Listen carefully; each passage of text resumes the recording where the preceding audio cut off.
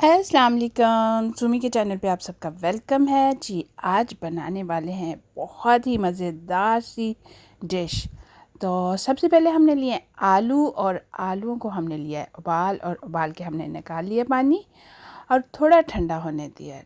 थोड़ा ठंडा होने के बाद हमने आलू लिया है और उसको गिलास की मदद से ये देखिए इस तरह से हमने पुश करके फ्लैट कर लिया है। तो देखिए इस तरह का हमारे आलू जो है ना वो तैयार हो गया है। ये सारे आलू जो है मैंने तैयार कर लिए हैं। तो अब हम एक प्याली लेंगे, उसमें मैंने डाला है चिली ऑयल। तो चिली ऑयल है और उसमें मैंने डाल देना है थोड़ा सा नमक, क्योंकि चिली है तो वो तो ऑलरेडी स्पाइसी है, इसलिए और एक्स्ट्रा डालने की ज़रूरत नहीं है। साथ मैंने डाल दिया है गार्लिक पाउडर, जिंजर पाउडर और अनियन पाउडर। प्याज, लहसुन और अदरक का पाउडर मैंने डाल दिया है। इन तीनों चीज़ों को डाल के ना हम अच्छी तरह से मिक्स कर लेंगे इस तरह से ना। तो ये बिल्कुल तैयार हो गया है। तो अब हम इसको ब्रश की मदद से सारे आलूओं पे अच्छी तरह से कोटिंग कर लेंगे इस तरह से ना।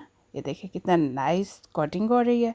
और ये वक़्तन बहुत मज़ेदार और बहुत इजी जो है ना तैयार हो जाते हैं, और फैंसी भी हैं, अच्छे भी बहुत लगते हैं, और खाने लगो तो दिल नहीं करता कि छोड़ दें। तो अब इनको हमने डाल दिया ओवन में, ये पक रहे हैं, ये देखें तैयार हो गए हैं। अभी लाइट लाइट ब्राउन ऊपर से आपको नज़र आ रहे हैं ना, इस तरह हो जाए तो निकाल ले, क्योंकि अगर आपने चीज़ डालनी है तो ये बेहतर है। अगर चीज़ नहीं डालनी तो फिर इसको थोड़ी देर और पका लें। क्योंकि मैंने चीज़ डालनी थी इसलिए मैंने इनको निकाल लिया। तो देखें हमने चीज़ डाल ली है। तो अब हम इसको दोबारा से ओवन में डाल देंगे। जब तक ये पकते उतनी देर हम बना लेते हैं गार्लिक डिप। तो ये मैंने ना एक गार्लिक क्लॉव लिया है और उसको दही में अच्छी तरह से मिक्स करके आधा घंटा पहले रख दिया है। मैंने कद्दूकश करके अच्छी तरह क्रश करके जो है ना वो गार्लिक डाला है। तो आधा घंटा पहले मैंने उसको उसमें डाल के रख दिया था दही में ना। तो अब मैंने उसमें डाल दिया है हरा धनिया और डाल के अच्छी तरह से इसको मिक्स कर लेना है। पहले से डला हो ना लहसुन तो स्मेल जो है ना वो नहीं आती कच्चेपन की, थोड़ा मिक्स हो जाता है दही के साथ और बहुत अच्छा फ्लेवर बन जाता है। तो यहाँ हमने डाल दिया नमक और उसमें डाल दिए कुटी हुई रेड मिर्च, क्योंकि जो दूसरी रेड चिली पाउडर होता है वो ज़रा रेड रेड दही को कर देता है और इतना खूबसूरत नहीं लगता, और कुटी हुई जो होती है वो ज़्यादा अच्छी लगती है। खैर रेडी है हमारी डिप भी तो, और पोटैटो भी। तो चलें अब हम अपने पोटैटोज़ को निकालते हैं ट्रे में। तो ये देखिए कितना खूबसूरत कलर और बहुत टेस्टी से हमारे जो पोटैटोज़ हैं वो रेडी हो गए हुए हैं।